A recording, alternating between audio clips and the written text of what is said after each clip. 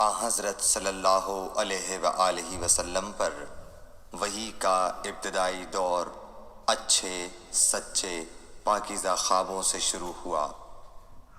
آپ خواب میں جو کچھ دیکھتے وہ صبح کی روشنی کی طرح صحیح اور سچا ثابت ہوتا۔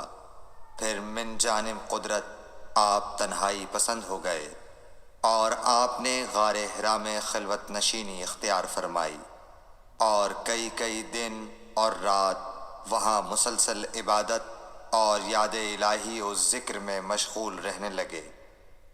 جب تک گھر آنے کو دل نہ چاہتا توشہ ہمراہ لیے ہوئے وہاں رہتے۔ توشہ ختم ہونے پر ہی اہلیہ محترمہ حضرت خدیجہ رضی اللہ تعالی عنہا کے پاس تشریف لاتے اور کچھ توشہ ہمراہ لے کر پھر وہاں جا کر خلوت گزین ہو جاتے۔ یہی طریقہ جاری رہا یہاں تک کہ آپ پر حق منکشف ہو گیا اور آپ غار حرا ہی میں قیام پذیر تھے کہ اچانک حضرت جبرائیل علیہ السلام آپ کے پاس حاضر ہوئے اور کہنے لگے کہ اے محمد پڑھو۔ آپ فرماتے ہیں کہ میں نے کہا کہ میں پڑھنا نہیں جانتا۔ آپ صلی اللہ علیہ وسلم فرماتے ہیں کہ فرشتے نے مجھے پکڑ کر اتنے زور سے بھینچا کہ میری طاقت جواب دے گئی۔ پھر مجھے چھوڑ کر کہا پڑھو۔ میں نے پھر وہی جواب دیا کہ میں پڑھا ہوا نہیں ہوں۔ اس فرشتے نے مجھ کو نہایت ہی زور سے بھینچا کہ مجھ کو سخت تکلیف محسوس ہوئی۔ پھر اس نے کہا کہ پڑھ۔ میں نے کہا میں پڑھا ہوا نہیں ہوں۔ فرشتے نے تیسری بار مجھ کو پکڑا اور تیسری مرتبہ پھر مجھ کو بھینچا۔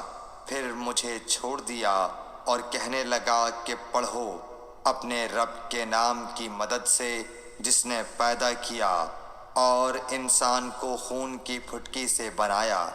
پڑھو اور آپ کا رب بہت ہی مہربانیاں کرنے والا ہے۔ بس یہی آیتیں آپ حضرت جبرائیل علیہ السلام سے سن کر اس حال میں غار حرا سے واپس ہوئے کہ آپ کا دل اس انوکھے واقعے سے کانپ رہا تھا۔ آپ حضرت خدیجہ کے ہاں تشریف لائے اور فرمایا کہ مجھے کمبل اوڑھا دو، مجھے کمبل اوڑھا دو۔ لوگوں نے آپ کو کمبل اوڑھا دیا۔ جب آپ کا ڈر جاتا رہا تو آپ نے اپنی زوجہ محترمہ حضرت خدیجہ رضی اللہ تعالی عنہا کو تفصیل کے ساتھ یہ واقعہ سنایا اور فرمانے لگے کہ مجھ کو اب اپنی جان کا خوف ہو گیا ہے۔ آپ کی اہلیہ محترمہ حضرت خدیجہ رضی اللہ تعالی عنہا نے آپ کی ڈھارس بندھائی اور کہا کہ آپ کا خیال صحیح نہیں ہے۔ اللہ کی قسم آپ کو اللہ کبھی رسوا نہیں کرے گا۔ آپ تو اخلاق فاضلہ کے مالک ہیں۔ آپ تو کنبہ پرور ہیں، بے کسوں کا بوجھ اپنے سر پر رکھتے ہیں، مفلسوں کے لیے آپ کماتے ہیں، مہمان نوازی میں آپ بے مثال ہیں اور مشکل وقت میں آپ امر حق کا ساتھ دیتے ہیں۔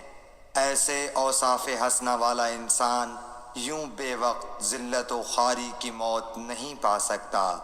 پھر مزید تسلی کے لیے حضرت خدیجہ رضی اللہ تعالی عنہا آپ کو ورقہ بن نوفل کے پاس لے گئیں جو ان کے چچا زاد بھائی تھے اور زمانہ جاہلیت میں نصرانی مذہب اختیار کر چکے تھے اور عبرانی زبان کے کاتب تھے۔ چنانچہ انجیل کو بھی حسب منشائے خداوندی عبرانی زبان میں لکھا کرتے تھے۔ انجیل سریانی زبان میں نازل ہوئی تھی، پھر اس کا ترجمہ عبرانی زبان میں ہوا۔ ورقہ اسی کو لکھتے تھے۔ وہ بہت بوڑھے ہو گئے تھے، یہاں تک کہ ان کی بینائی بھی رخصت ہو چکی تھی۔